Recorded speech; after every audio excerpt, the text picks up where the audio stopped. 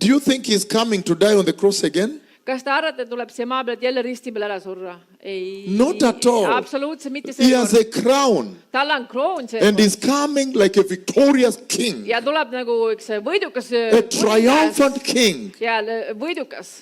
So he has sent me to tell Estonia, please take the first Calvary very seriously because he cannot go back to the cross for you.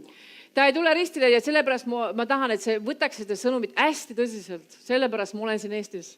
He has a crown. He cannot go back to the cross. He has nail pierced. Tal on kroon peast, ei lähe ristile tagasi enam. So you cannot abuse the grace. Oh, I'm looking for a second deliverance. Not at all. Not at See ei all. ole mingi teist vabandust, see on tagasitulek, Jumala enda tagasitulek. If you look at the church in Estonia now, Vaadake kogudust Eestis. they are behaving as if the first Calvary was not enough to remove them totally from the world, totally from Eesti sin. kristlased käituvad nagu Jeesus polekski kristi löödud. Yes, they are behaving as if they are looking for a second Nad Calvary. nagu vaatavad, nagu otsivad, äkki tuleb veel üks ristilööv. And this is the gravity of what the Lord has sent me to tell you that no. Yeah. I've seen him coming and he has a crown. He is not coming to argue with the Pharisees again.